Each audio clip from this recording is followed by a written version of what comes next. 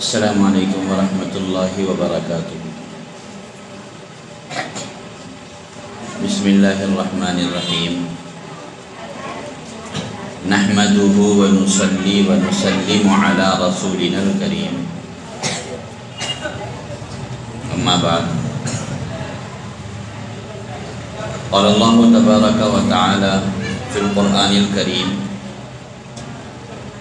اعوذ باللہ من الشیطان الرجیم، بسم اللہ الرحمن الرحیم۔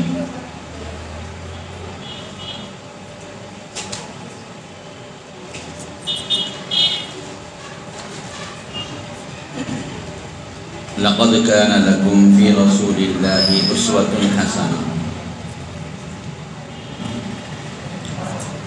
صدق اللہ العظیم۔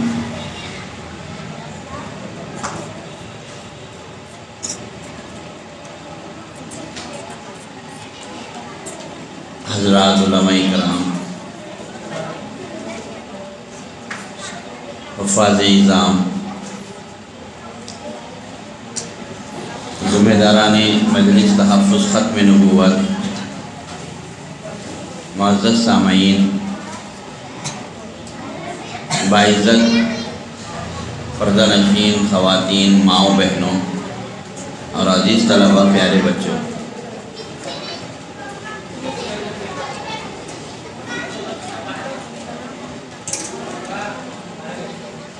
ہمارے لیے بڑی خوش قسمتی، بڑی سعادت اور بڑے فخر کی بات ہے کہ الحمدللہ ہم لوگ یہاں پر صرف اور صرف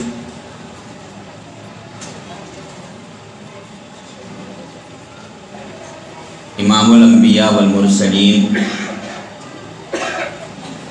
رحمت للعالمین، خاتم النبیین، سیدنا و مولانا محمد الرسول اللہ صلی اللہ علیہ وسلم کی سیرت کے عنوان سے جمع ہوئے۔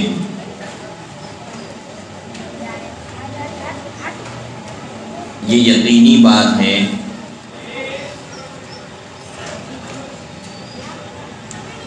جو لوگ نبی صلی اللہ علیہ وسلم کی نسبت سے اور آپ کی ذات یا آپ کی سیرت کے عنوان سے جمع ہوتے ہیں، وہ سارے حضرات اللہ کی طرف سے منتخب ہوتے ہیں، اللہ کی طرف سے چنے ہوئے ہوتے ہیں، اللہ کی طرف سے پسند کیے ہوئے ہوتے ہیں۔ معجم طبرانی میں نبی رحمت صلی اللہ علیہ وسلم کی مبارک حدیث ہے۔ آپ صلی اللہ علیہ وسلم نے ارشاد فرمایا ہے کہ اللہ رب العزت نے میری عزت افزائی کے واسطے،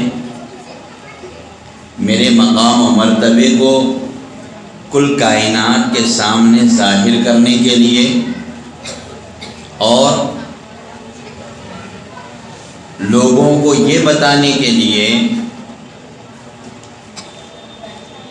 کہ محمد عربی صلی اللہ علیہ وسلم ہمارے محبوب ہیں،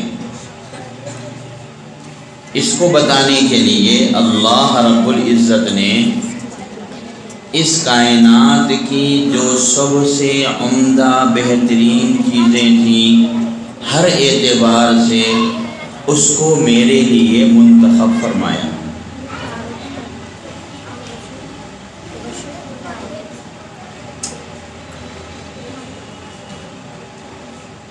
تاریخ والوں نے لکھا ہے کہ جس زمانے میں آپ صلی اللہ علیہ وسلم دنیا میں مبعوث کیے گئے، بظاہر وہ زمانہ سب سے زیادہ جہالت والا، سب سے زیادہ شرک والا، کفر والا، اللہ سے بیزارگی والا، اللہ رب العزت کی ذات کو تکلیف پہنچانے والا زمانہ تھا۔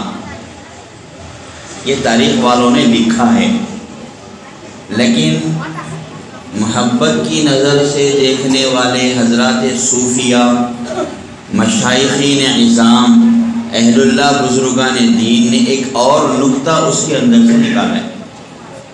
انہوں نے یہ بات ارشاد فرمائی ہے کہ جہاں ظاہری طور پر دیکھنے میں یہ جہالت کی باتیں، کفر کی باتیں، شرک کی باتیں، گناہ کی باتیں، لڑائی جھگڑے کی باتیں، ساری برائیاں اس زمانے کے اندر تھیں، اس زمانے کی ان برائیوں کے پیچھے اللہ رب العزت نے ایک بہت خوبصورت میدان سجایا ہوا تھا، ایک گلزار بنایا ہوا تھا، ایک گلستان بنایا ہوا تھا۔ اس گلستان کے اندر جب نبی رحمت صلی اللہ علیہ وسلم نے اپنی نبوت کا اعلان فرمایا تو اس اعلان نبوت کے بعد وہاں سے اس گلستان میں سے ایسے پھول ظاہر ہوئے، ایسی چیزیں ظاہر ہوئیں جن کا نام لے کر آج ہم فخریہ طور پر کہتے ہیں کہ دیکھو یہ ہمارے بڑے تھے، یہ ہمارے نبی صلی اللہ علیہ وسلم کے ساتھی تھے، صحابہ تھے، آج ان کا نام ہم فخر کے ساتھ لیتے ہیں۔ تو وہ بھی تو اسی زمانے کے اندر تھے۔ فرق دیکھنے والوں کی نظر کا ہے۔ تاریخ والوں نے تاریخ دیکھ کر بتایا کہ ان کی گھٹی میں شراب پڑی ہوئی تھی، وہ زانی تھے، وہ چور تھے، وہ ڈکیتی کرنے والے تھے، ان پر کوئی حکومت کرنا پسند نہیں کرتا تھا، ان کے ساتھ کوئی رہنا پسند نہیں کرتا تھا، انہوں نے کسی کو جینے نہیں دیا۔ یہ ساری باتیں تاریخ والوں نے بتائی، لیکن محبت والوں نے کیا بتایا؟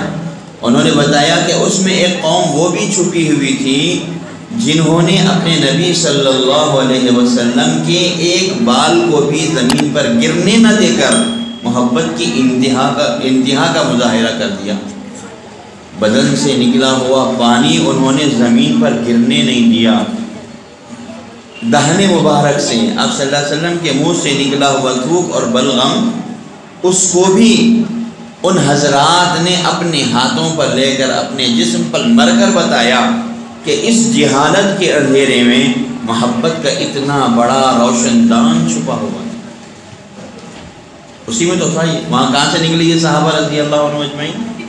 اسی اندھیرے میں سے یہ روشنی ظاہر ہوئی، اسی جہالت سے یہ علم ظاہر ہوا، اسی نفرت سے یہ محبتیں اندر سے نکلی۔ تو میں عرض کر رہا تھا، نبی رحمت صلی اللہ علیہ وسلم کی وہ حدیث مبارکہ اس بات کا اظہار کر رہی ہے کہ نبی صلی اللہ علیہ وسلم کے لیے جس چیز کو بھی منتخب کیا گیا وہ کائنات کی سب سے اعلیٰ چیز ہے، وہ کائنات کی سب سے محبوب چیز ہے اللہ رب العزت کے نزدیک۔ اسی لیے اللہ رب العزت نے آپ صلی اللہ علیہ وسلم کی پیدائش کے لیے مکۃ المکرمہ کا انتخاب کیا۔ مکۃ المکرمہ اللہ کو اس کائنات کے پہلے دن سے محبوب ہے۔ جب سے یہ کائنات بنی، نبی صلی اللہ علیہ وسلم کے مولد بننے کا، یعنی آپ کی پیدائش کی جگہ بننے کا اللہ کا فیصلہ تھا۔ اسی لیے ہر نبی کو رسول اللہ صلی اللہ علیہ وسلم کی پیدائش والی جگہ پر بھیجا گیا، حج کے لیے اسی کو منتخب کیا گیا۔ ہر نبی وہاں جا کر نبی رحمت صلی اللہ علیہ وسلم کے عنوان سے آپ کی ذات مبارکہ کو اللہ کے دربار میں پیش کر کے بیت اللہ کے اطراف میں طواف سے فارغ ہونے کے بعد دعائیں مانگا کرتے تھے۔ ابھی تو نبی صلی اللہ علیہ وسلم کو دنیا میں پیدا ہونے کے لیے اور مبعوث ہونے کے لیے ہزاروں سال کا عرصہ باقی تھا۔ سیدنا آدم علیہ نبینا علیہ السلام ہندوستان تشریف لائے۔ بعض روایتوں کے مطابق حضرت مولانا ابراہیم صاحب دہلوی رحمۃ اللہ علیہ نے اپنے ملفوظات کے اندر یہ بات نقل کی ہے، ان کے مواعظ چھپے ہوئے ہیں اس میں یہ بات لکھی ہوئی ہے، حضرت آدم علیہ نبینا علیہ السلام نے ہندوستان سے چل کر 100 پیدل حج کیے ہیں، پیدل چل کے 100 حج کیے ہیں، اور ان بعض حجوں میں جس جانور پر آدم علیہ السلام نے سواری فرمائی تھی وہ جانور بیل تھا، بیل پر انہوں نے سواری بھی فرمائی تھی بعض حجوں کے درمیان میں۔ جب بیت اللہ پہنچے، ایک سفر کے اندر حضرت شیس علیہ السلام جو حضرت آدم علیہ السلام کے فرزند ہیں، اور آدم علیہ السلام کے بعد نبی بھی اللہ رب العزت نے انہی کو بنایا تھا، ایک سفر میں وہ ساتھ تھے، حج کے سفر میں۔ طواف سے فارغ ہونے کے بعد آدم علیہ السلام اللہ رب العزت سے دعائیں مانگ رہے تھے، دعا میں انہوں نے یہ کلمات بھی ارشاد فرمائے، اے اللہ میری ذریت میں، میری اولاد میں وہ جو تیرا سب سے زیادہ محبوب بندہ ہے، جس کو تو نے دنیا میں اپنی محبت کی علامت بنا کر بھیجنے کا فیصلہ کیا ہے، وہ جو محبوب بندہ ہے، اس محبوب کے جو امتی ہیں وہ امتی بھی تیرے محبوب ہیں، مجھے تو نے یہ بات بتائی ہے، اس محبوب بندے کی وجہ سے میری نسل اور میری ذریت کو اپنا ولی، اپنا مقرب، اپنا محبوب بنا لے۔ کئی مرتبہ یہ الفاظ دعا میں آدم علیہ السلام نے دہرائے۔ شیس علیہ السلام کو ابھی نبوت ملی نہیں تھی، یعنی ابھی نبوت کے اظہار کا حکم نہیں ہوا تھا، نبوت کا اعلان کرنے کی اجازت نہیں ہوئی تھی، تو بار بار انہوں نے جب یہ دعا سنی تو انہوں نے پوچھا کہ ابا جان میرے بات سمجھ میں نہیں آئی، آپ کے بارے میں آپ نے یہ بتایا کہ اللہ رب العزت نے آپ کو اپنے ہاتھوں سے بنایا ہے، آپ کے چہرے کو اللہ رب العزت نے اپنے ہاتھوں سے مصور کیا ہے، آپ کے چہرے کا ڈیزائن اللہ نے اپنے ہاتھوں سے بنایا ہے، پھر اللہ نے اپنے حکم سے، اپنی ذات سے آپ کے اندر روح بھی پھونکی ہے، اور آپ ساری انسانیت کے باپ ہیں۔ اب انسانیت کی کائنات میں جتنی نسل چلے گی وہ کس سے چلے گی؟ آپ ہی سے چلے گی۔ آپ کا اتنا بڑا مقام ہے، لیکن جب بھی آپ دعا کر رہے ہیں تو دعا میں ایسے کلمات، ایسے الفاظ کا استعمال کر رہے ہیں جس سے یہ ظاہر ہو رہا ہے کہ آپ کا مقام و مرتبہ بہت کم ہے اس شخص کے مقابلے میں جن کا آپ بار بار تذکرہ کر کے دعا میں ان کو پیش کر کے اللہ سے دعا کی قبولیت کا مطالبہ کر رہے ہیں۔ وہ کون شخص ہے؟ سیدنا آدم علیہ نبینا علیہ السلام نے ارشاد فرمایا، بیٹے اس شخص کے مقام مرتبے کو میں تمہارے سامنے ظاہر نہیں کر سکتا، بتا نہیں سکتا، البتہ میں تم کو ان کی امت کا مقام سناتا ہوں، امت کے مقام سے تم سمجھو کہ اس نبی کا کیا مقام ہوگا۔ سیدنا آدم علیہ نبینا علیہ السلام نے ارشاد فرمایا، اس امت کو اللہ رب العزت نے اپنی ساری انسانیت والی جو مخلوق ہے، انسانوں کی جو مخلوق ہے، انسانوں کی اس ساری مخلوق میں سے جو سب سے زیادہ اچھے، سب سے زیادہ قابل، اور انسانیت میں نبیوں کے بعد سب سے زیادہ باصلاحیت لوگ تھے، ان کو چھانٹ کر اس زمانے میں جمع فرما دیا جس زمانے میں محمد الرسول اللہ صلی اللہ علیہ وسلم کو اپنی نبوت کا اعلان کرنا تھا۔ یہ اللہ کی پسندیدہ اور منتخب امت ہے، کیونکہ ان کی نسبت کس کے ساتھ جڑنا تھا؟ سیدنا و مولانا محمد الرسول اللہ صلی اللہ علیہ وسلم سے جڑنا تھا۔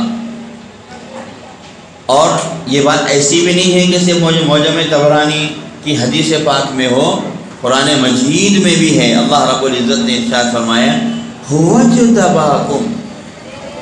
اجتباکم، اللہ رب العزت نے تم کو چن لیا ہے۔ اجتبا یہ عربی زبان کا لفظ ہے، عربی زبان میں اجتبا کس کو بولتے ہیں؟ ہم میں سے جو حضرات سبزی کے فروٹ کے تاجر ہیں ان کو معلوم ہے کہ جب فروٹ کو یا سبزی کو ترکاری کو جمانا ہوتا ہے تو جمانے سے پہلے تجارت کرنے والے حضرات کیا کرتے ہیں، کوالٹی بنا کے الگ الگ سائز کے الگ الگ کلر کے پھلوں کو اور سبزیوں کو چھانٹ لیتے ہیں، یہ نمبر 1، یہ نمبر 2، یہ نمبر 3۔ تو یہ جو نمبر 1 ہے اس کو چن کے نکالا جاتا ہے، اس کو عربی میں اجتباء کہتے ہیں۔ اللہ رب العزت فرما رہے ہیں ہم نے اپنے محبوب صلی اللہ علیہ وسلم کے لیے جن لوگوں کو ان کے امتی بنانے کے لیے منتخب کیا ہے وہ سارے ہمارے چنے ہوئے ہیں۔ نتیجہ کیا ہوتا ہے، جب کوئی آپ صلی اللہ علیہ وسلم کی محبت کو سمجھ لیتا ہے، اپنے دل میں بٹھا لیتا ہے، عظمت اس کے دل میں آ جاتی ہے، وہ دنیا کا سب سے بڑے سے بڑا ڈاکو، سب سے بڑے سے بڑا ظالم ایک مرتبہ توبہ کر کے آپ کی محبت میں آ جاتا ہے تو اس کائنات کا سب سے بڑا ولی بن جاتا ہے۔ یہ ولایت اس نبی صلی اللہ علیہ وسلم کے امتی ہونے کی نسبت کی وجہ سے اس کے اندر پوشیدہ ہوتی ہے، صرف اس کو چھانٹ کے صاف کرنے کی ضرورت ہے۔ شیخ علیہ السلام نے فرمایا ابا جان کیا اچھا ہوتا کاش میں اسی امت میں اسی نبی صلی اللہ علیہ وسلم کے زمانے میں پیدا ہو جاتا۔ آدم علیہ السلام نے ارشاد فرمایا بیٹے بات ایسی نہیں ہے، اللہ رب العزت کا کائنات کا بنایا ہوا ایک نظام ہے، اللہ نے جس کو جس کے قابل سمجھا اس کو اس کا مقام دیا ہے، وہ جو امتی ہوں گے جو قابل ہوں گے اللہ ان کو وہی امتی دیں گے۔ ہمارے لیے اس میں بہت بڑا سمجھنے کا، فخر کرنے کا پہلو ہے کہ اللہ رب العزت نے نبی صلی اللہ علیہ وسلم کا امتی ہونے کے لیے ہمیں منتخب کیا ہے، چنا ہے۔ ہم غور کریں، کیا ہم نے کبھی اللہ سے سوال کیا تھا؟ ہمارے باپ داداؤں نے کیا تھا؟ ہماری نسل میں پہلے کی پشتوں میں سے کسی نے کیا تھا؟ کسی نے اس کا سوال نہیں کیا۔ بغیر سوال کے اللہ رب العزت نے ہم کو رحمت للعالمین صلی اللہ علیہ وسلم کا امتی بنایا ہے۔ تو جب امتی بن گئے تو اس امتی بننے کا فریضہ کیا ہے، اس کا حق کیا ہے کہ ہم واقع میں، حقیقت میں نبی صلی اللہ علیہ وسلم رحمت للعالمین صلی اللہ علیہ وسلم کے امت رحمت بن کے ہم دکھائیں۔ ہمارے پاس سب کچھ ہے لیکن ہمارے لیے امتی ہونے کا جو مقام، جو مرتبہ ہے، وہ مقام ہم میں سے کسی کو یاد نہیں ہے۔ ہم اپنا ہر معاملہ یاد رکھتے ہیں لیکن اس معاملے کا جب نمبر آتا ہے تو ہم میں سے بہت سارے لوگوں کو یہ بات ذہن میں نہیں رہتی کہ یہاں ہم کو امتی بن جانا چاہیے، امتی بن جانا چاہیے۔ امتی بن کر کائنات میں موجود جتنے دوسرے نبیوں کا نام لینے والے، دوسرے مذہبوں کے ماننے والے، دوسروں کو متاثر کرنے کے لیے بڑے بڑے عہدے اور مقامات رکھنے والے جو لوگ ہیں، ان کے سامنے ہماری طرف سے بس ایک ہی پیغام جانا چاہیے کہ اللہ رب العزت نے ہم کو رحمت للعالمین صلی اللہ علیہ وسلم کا امتی بنا کر، چن کر، منتخب کر کے دنیا میں بھیجا ہے، تو ہم نبی صلی اللہ علیہ وسلم کے فقط نمائندگی کرنے والے ہیں، ہم آپ کے نمائندے ہیں۔ نبی صلی اللہ علیہ وسلم نے یہ بات ارشاد فرمائی ہے، وہ مضمون بہت لمبا ہے۔ معجم طبرانی کی حدیث کے اندر مکے کا انتخاب کیوں ہوا، قریش کا انتخاب کیوں ہوا، پھر مدینے کا انتخاب کیوں ہوا، پھر حضرات حسنین کو کیوں منتخب کیا گیا، صحابہ رضی اللہ عنہم اجمعین کا انتخاب کیوں عمل میں لایا گیا، صحابہ کی خوبیاں کیا تھیں، یہ سارا ایک بہت بڑا لمبا طویل مضمون ہے۔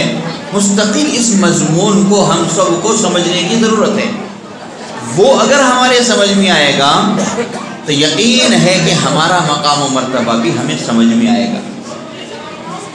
جس طرح اللہ رب العزت نے نبی صلی اللہ علیہ وسلم کے لیے اپنے ساتھیوں کو، صحابہ کو منتخب کیا تھا، اس زمانے کی خواتین کو بھی اللہ رب العزت نے منتخب کیا تھا۔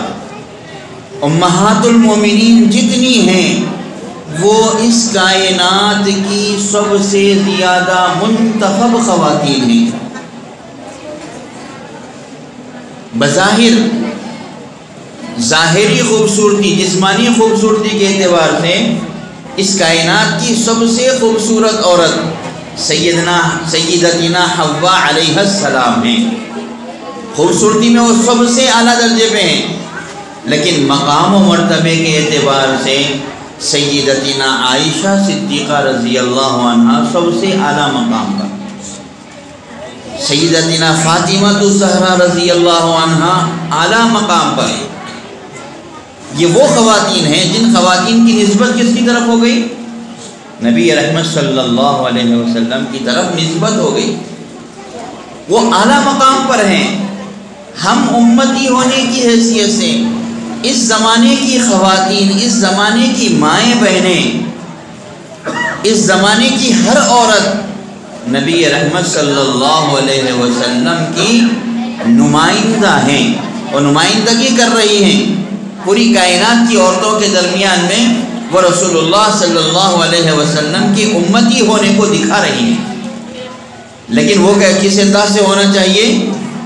ہر عورت کے اندر یہ صفت، یہ بات اندر سے پیدا ہو کہ ہم جب نمائندے ہیں رسول اللہ صلی اللہ علیہ وسلم کے، تو ہمارے لیے مثال، نمونہ، آئیڈیل ازواج مطہرات ہیں، بناتے رسول صلی اللہ علیہ وسلم ہیں، صحابیات ہیں۔ یہ جذبہ ہمارے اندر، ہماری ہر خاتون کے اندر آنا چاہیے۔ آپ غور کریں، قطب عالم حضرت مولانا پیر ذوالفقار احمد صاحب نقشبندی دامت برکاتہم العالیہ نے اس زمانے کا ایک واقعہ نقل کیا ہے۔ فرماتے ہیں رشیا کے سفر میں حضرت ایک جگہ ہوٹل میں قیام کیے ہوئے تھے۔ ہوٹل کے پاس، وہ ہوٹل ایک جزیرے کے اندر تھا، چاروں طرف پانی تھا۔ جزیرے کے اس ہوٹل کے قریب میں ایک اور چھوٹا سا جزیرہ نما تھا، ایک پہاڑی تھی جو بہت زیادہ سرسبز و شاداب تھی، دیکھنے میں بہت خوبصورت منظر تھا۔ وہاں کے جو میزبان حضرات تھے انہوں نے بتایا کہ حضرت وہاں بہت سارے لوگ جا کے انجوائے کرتے ہیں، خوشیاں مناتے ہیں، پکنک مناتے ہیں۔ ہماری بھی خواہش یہ ہے کہ تھوڑی دیر کے لیے آپ وہاں تشریف لے چلیں، اور ہم نے سب کو بتا دیا ہے کہ وہاں حضرت جانے والے ہیں، لہٰذا زیادہ بھیڑ بھاڑ کو جمع نہ کیا جائے تاکہ بے پردگی کے مسائل، وہ جو ساری صورتیں ہوتی ہیں گھومنے پھرنے کی جگہوں میں، وہ صورتیں نہ ہوں۔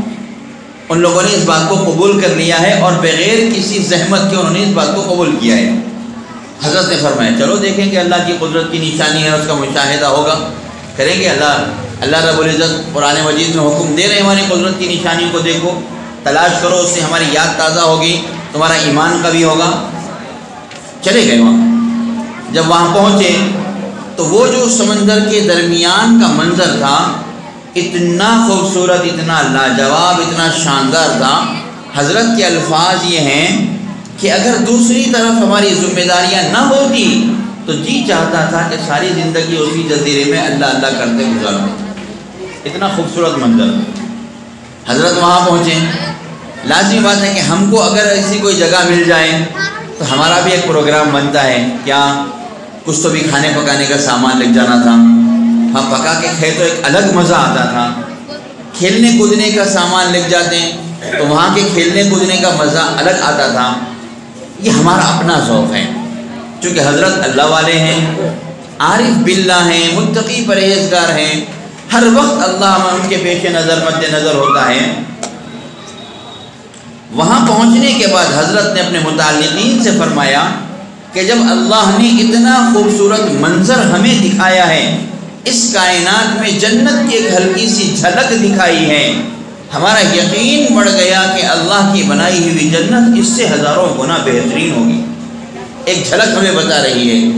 چلو ایسا کرتے ہیں کہ ساری دنیا کے لوگ یہاں عیش کرنے کے لیے آتے ہیں، رنگ رلیاں منانے کے لیے آتے ہیں، ہم اللہ کو منانے کا کام کریں گے، سب مل کے مراقبے میں بیٹھیں گے، ذکر کریں گے، دعا کریں گے، اس سفر کو یادگار بنائیں گے۔ بہرحال حضرت نے اپنے پروگرام کے مطابق وہاں وحی کیا۔ وہ جو پروگرام چل رہا تھا حضرت کا، وہاں کچھ اور گھومنے والے مختصر سے لوگ جن کو اجازت تھی، جو VIPs قسم کے تھے، جن کو روکا نہیں جا سکتا تھا، ان لوگوں کو اجازت تھی، وہ اپنا کام کر رہے تھے۔ تو وہاں کی ایک فیملی دور سے بیٹھ کے ان حضرات کے اس پروگرام کا مشاہدہ کر رہی تھی۔ پروگرام ختم ہو گیا، حضرت اپنے ہوٹل میں واپس آ گئے۔ اتفاق سے ان لوگوں کا قیام بھی اسی ہوٹل میں تھا۔ مشاہدہ کرنے والوں میں ایک نوجوان لڑکی جو ابھی اسٹوڈنٹ تھی، طالبہ تھی، کالج میں پڑھ رہی تھی، اس نے بھی مشاہدہ کیا تھا۔ اس نے ہوٹل کے ریسیپشن پہ معلوم کیا کہ یہ جو حضرات آئے ہوئے تھے وہ کون ہیں۔ ان میں جو بڑے بزرگ تھے سفید داڑھی والے، ان سے میرا ملنے کا ارادہ ہے۔ تو ریسیپشن والوں نے معلوم کیا کہ بھئی ایسا ایسا ایک لڑکی آپ سے ملنا چاہتی، اجازت ہے؟ تو حضرت نے ایک وقت دیا مقرر کر کے کہ اس وقت میں ملاقات ہو سکتی ہے۔ ملاقات ہونے پر اس لڑکی نے چند سوالات کیے۔ ان سوالات میں ایک سوال یہ بھی تھا کہ آپ کے ساتھ یہ جو خواتین ہیں، جو آپ کے ساتھ اتنے گھنٹے ہم نے مشاہدہ کیا کہ وہ پردے کے ساتھ بیٹھی ہوئی تھی، کیا پردے میں ان کو گھٹن نہیں ہوتی؟ ایک سوال۔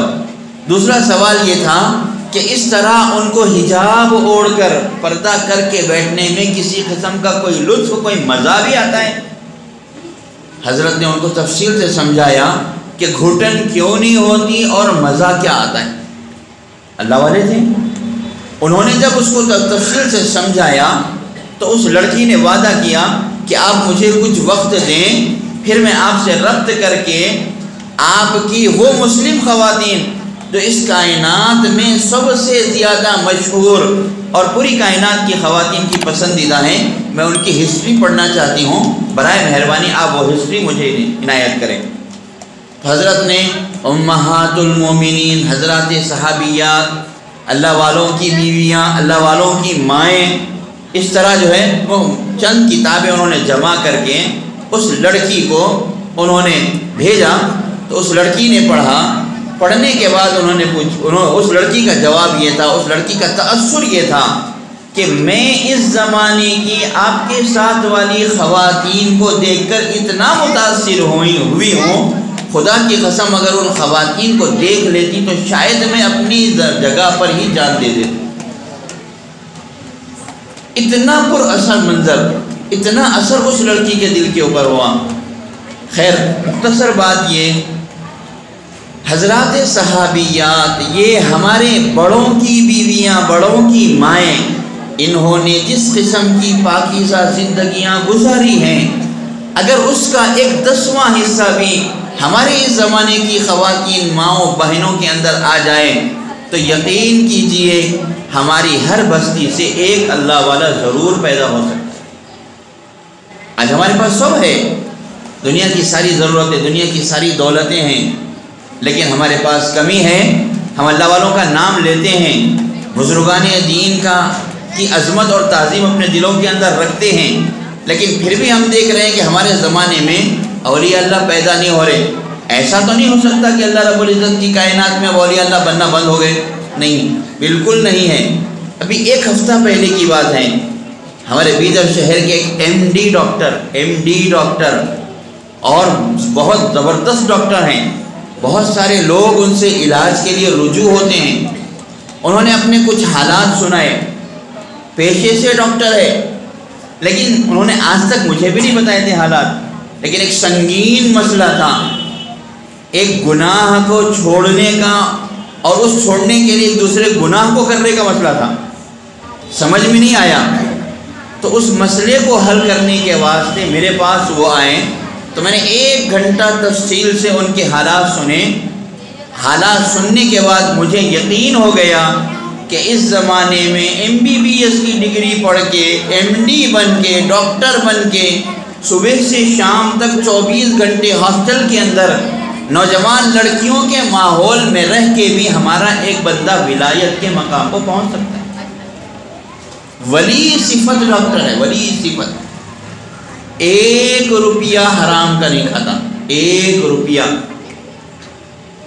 یہ ہمارے پاس جو معمول بنا ہوا ہے نا، بلڈ ٹیسٹنگ کے واسطے گئے وہاں سے کچھ پیسے آتے ہیں، ایکس رے والے کے پاس گئے وہاں سے کچھ، کوئی 1 روپیہ بھی نہیں۔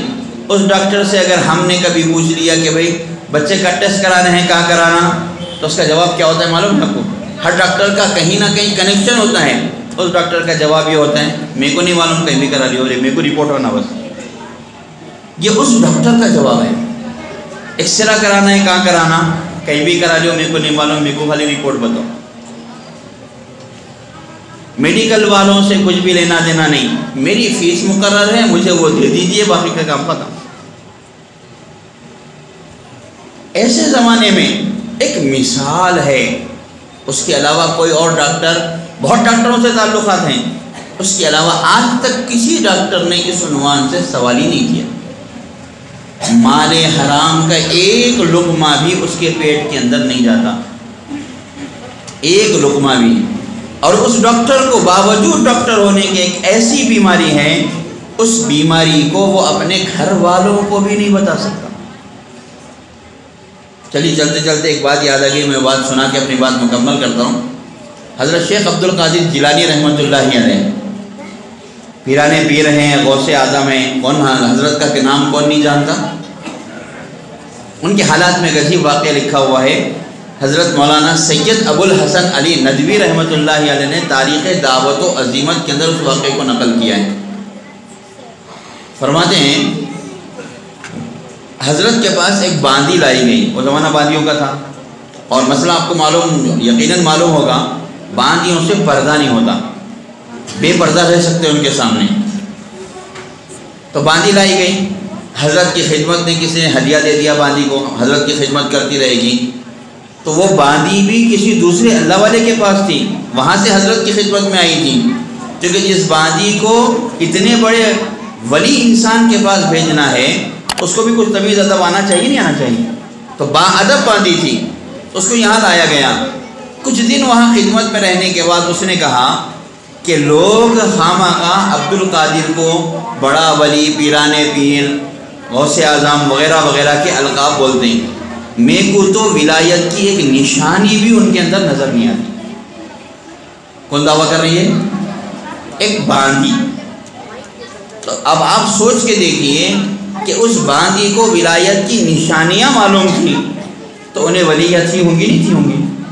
کیونکہ نشانیاں کس کو معلوم ہوتے ہیں؟ جو کوئی مقام پر پہنچا ہوا ہوتا ہے، انہیں بول سکتا ہے کہ اس کے اندر یہ نشانی ہونا، یہ ہے یہ نہیں ہے، انہیں فیصلہ کر سکتا۔ تو بات حضرت تک پہنچ گئی، کسی نے پہنچا دی۔ حضرت نے فرمایا اس سے پوچھو کہ ولایت کی نشانی آخر ہے کیا؟ اس باندی نے کہا ولایت کی 3 نشانیاں ہیں، 3 علامتیں۔ کہ کون سی علامتیں ہیں؟ اس نے کہا پہلی نشانی یہ ہے کہ جو ولی ہوتا ہے بھوکا رہ جاتا ہے، فاقہ کر لیتا ہے، نہ تو کسی سے سوال کرتا ہے اور نہ ہی کوئی حرام کا لقمہ اپنے گلے کے اندر اترنے دیتا ہے۔ یہ ولایت کی پہلی نشانی ہے۔ یوں سمجھ لیجئے کہ اپنی خانقاہ کے اندر جو لوگوں کو کھلانے پلانے کا پروگرام بنتا ہے، اس کا نمک بھی ولی نہیں چکھتا۔ اور میں تمہارے حضرت کو دیکھتی ہوں، روزانہ خانقاہ میں بیٹھ کے کھانے والے جتنے لوگ ہیں، ان کے درمیان میں دسترخوان پر بیٹھے ہوئے ہیں اور مزے سے کھا رہے ہیں، نمک بھی نہیں چکھتے اور حضرت آرام سے کھا رہے ہیں۔ تو ولایت کی پہلی نشانی تو ہے نہیں۔ تو انہوں نے پوچھا کہ دوسری نشانی کیا ہے؟ تو انہوں نے کہا دوسری نشانی یہ ہے کہ جس کو اللہ رب العزت ولایت سے نوازتے ہیں، اپنا ولی، اپنا مقرب بناتے ہیں، اس کو ایک ایسی بیماری دے دیتے ہیں، وہ بیماری اس کی لا علاج ہوتی ہے، ساری زندگی اس کے ساتھ چلتی ہے، اور آخر میں بھی اسی بیماری کو اللہ ذریعہ بنا کر اپنے پاس بلا لیتے ہیں۔ اور میں آپ کے حضرت کو عجب سے دیکھ رہا ہوں، عشاء کی نماز کے بعد لوگوں کو دور کر کے ساری رات کھڑے ہو کے نفل نمازیں پڑھتے ہیں۔ ایک بوڑھا آدمی اور بیمار کھڑے ہو کے پوری رات نماز پڑھ سکتا ہے کیا؟ کوئی بیماری نہیں ہے ان کو۔ دوسری نشانی بھی نہیں ہے۔ تیسری نشانی کیا ہے؟ تیسری نشانی یہ ہے کہ یہاں قریب میں رہنے والے لوگ بہت عزت کی نظر سے دیکھتے ہیں، اور باہر کے لوگ کسی نہ کسی عنوان کو لے کر اس اللہ والے کو بدنام کرتے رہتے ہیں۔ اور یہاں بدنام کوئی بھی نہیں کرتا۔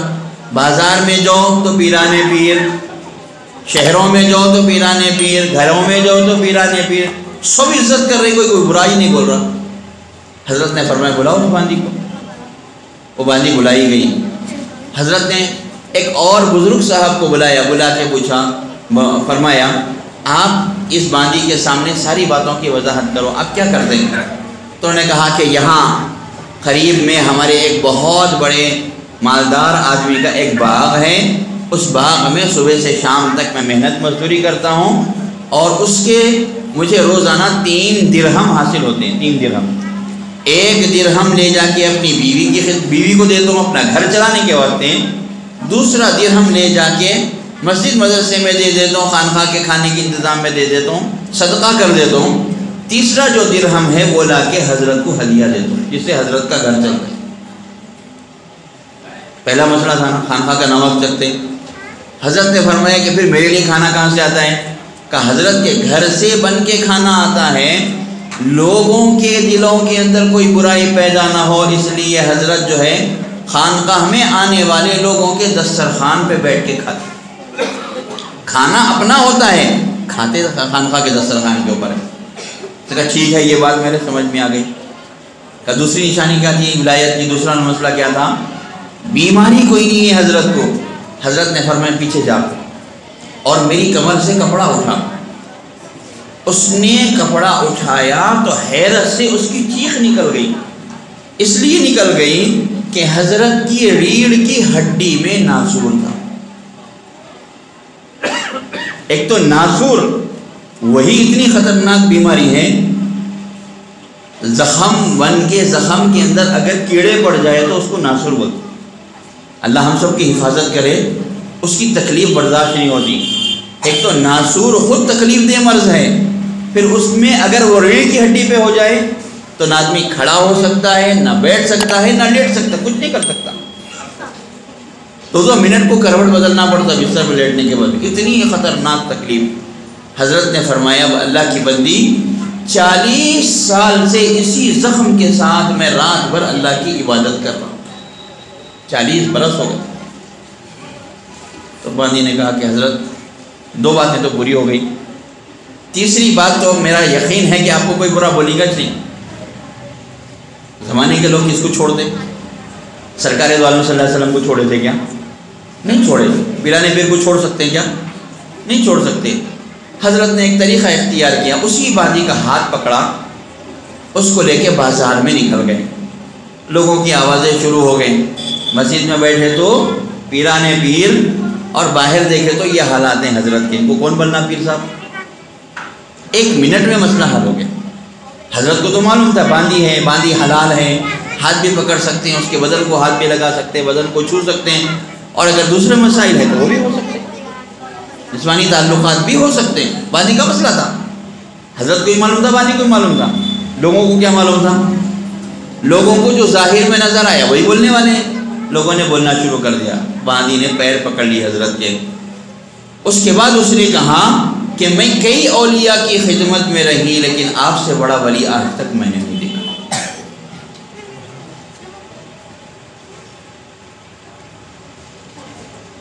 تو عرض کرنا یہ ہے، ہم میں سے ہر امتی، باندی ہو یا آزاد، مرد ہو یا عورت، نبی رحمت صلی اللہ علیہ وسلم کے امتی ہونے کی حیثیت سے آپ کے اس کائنات میں ہم نمائندے ہیں۔ ہماری ذات سے، ہمارے عمل سے، ہمارے ظاہر سے، ہمارے باطن سے، ہمارے معاملات سے، ہمارے معاشرت سے نبی صلی اللہ علیہ وسلم کی نمائندگی ہونا۔ اس نمائندگی کے حد سے کرنا کیا ہے؟ آپ صلی اللہ علیہ وسلم کی سیرت کو خوب پڑھ کے، علم کے اعتبار سے بھی پوری سیرت ہم کو معلوم رہنا، عمل کے اعتبار سے بھی پوری سیرت معلوم رہنا۔ اللہ راستے کھولتے، اللہ اسباب بناتے ہیں، لیکن اللہ کا دستور کیا ہے؟ پہلا قدم بندے کی طرف سے ہونا، پہلے ہم کو چلنا پڑتا ہے، اس کے بعد اللہ آتا ہے۔ اللہ دستور قانون بنا کے رکھے ہوئے، یہی قانون اللہ کا ہے۔ پہلے اگر ہم کوشش کریں گے تو اللہ ہمارے لیے اسباب بنا کے آسان کر دیں گے۔ نبی صلی اللہ علیہ وسلم کی سیرت ہمارے علم میں بھی ہونا، ہمارے عمل میں بھی ہونا، یہی مقصد کے لیے وَمَا أَرْسَلْنَا مِن رَّسُولٍ إِلَّا لِيُطَاعَ بِإِذْنِ اللَّهِ، جو رسول بھی دنیا میں بھیجیں گے ان کا اصل مقصد اطاعت ہی اطاعت ہے۔ آپ صلی اللہ علیہ وسلم کی اطاعت و فرما برداری اصل مقصد ہے۔ اس کو مکمل کرنے کے واسطے محبت ضروری ہے، محبت کے حاصل کرنے کے واسطے ایمان ضروری ہے، ایمان کے واسطے علم ضروری ہے۔ سیرت کے پروگرام رکھنے کا مقصد وہی ہے، سیرت کوئز رکھنے کا مقصد وہی ہے۔ سیرت سے جڑی ہوئی جتنی باتیں ہیں ان تمام باتوں کا مقصد یہی ہے ہمارے نبی صلی اللہ علیہ وسلم کی تمام باتوں کا علم ہم کو ہو۔ ہم جن کو دشمن سمجھتے ہیں نا، یہودی عیسائی، سچی بات بتا رہا ہوں میں آپ کو، ہم سے زیادہ علم ان یہودیوں عیسائیوں کو اللہ رب العزت نے دیا تھا۔ ایک صحابی رسول صلی اللہ علیہ وسلم ایک سفر میں گئے ہوئے تھے، ایک بہت بڑے گرجا گھر کے اندر ان کو تھوڑی دیر قیام کرنا تھا، تو وہاں کے جو ذمہ دار تھے انہوں نے لے جا کر ان صحابی رسول صلی اللہ علیہ وسلم کو پردہ ہٹا کے چند تصویریں دکھائی۔ اور صحابی رسول تصویریں دیکھ کے پریشان ہو گئے۔ اس نے پوچھا یہ تصویر والے کو پہچانتے ہو تم؟ انہوں نے کہا کہ واللہ کیوں نہیں پہچانتا، عرفتو ہاں میں تو پہچانتا ہوں۔ کہا کون ہے؟ کہا کہ یہ نبی صلی اللہ علیہ وسلم کے جانثار ساتھی سیدنا صدیق اکبر رضی اللہ تعالیٰ عنہ۔ وہاں کا جو انچارج تھا جس نے وہ بتایا تھا، اس نے کبھی مکہ نہیں دیکھا تھا، اس نے کبھی عرب کا سفر نہیں کیا تھا، اس کو کچھ پتہ ہی نہیں تھا عرب کیا ہے، نبی صلی اللہ علیہ وسلم کیا ہے، ابو بکر کون ہے، کچھ نہیں پتہ تھا۔ لیکن اس کو یہ علم تھا کہ ایسے حلیے والا، ایسی پگڑی والا، ایسی داڑھی والا، ایسے جبے والا جو شخص ہوگا وہ محمد رسول اللہ صلی اللہ علیہ وسلم کا سب سے بڑا ساتھی ہوگا، جو مسلمان اس کو دیکھے گا ضرور پہچانے گا۔ تو اس نے امتحان کے لیے ان کو بتایا تھا۔ پھر دوسری تصویر دکھائی، کہ یہ کون ہے؟ کہا سبحان اللہ یہ تو عمر بن خطاب ہے۔ صحابی رسول تصویر، دیوار پہ بنی ہوئی تصویر، کیمرے کی تصویر نہیں ہمارے موبائل کے اندر آنے والی، دیوار پر بنی ہوئی تصویر دیکھ کے پھر اس کے بعد اس نے اور ایک خوبصورت پردہ ہٹایا۔ اس پردے کو ہٹانے کے بعد اس نے جو وہاں کی تصویر پیش کی، ان صحابی رسول صلی اللہ علیہ وسلم کی آنکھوں سے بے ساختہ آنسو جاری ہو گئے۔ آپ صلی اللہ علیہ وسلم کا حلیہ مبارک اس نے وہاں پر اتار کے رکھا تھا۔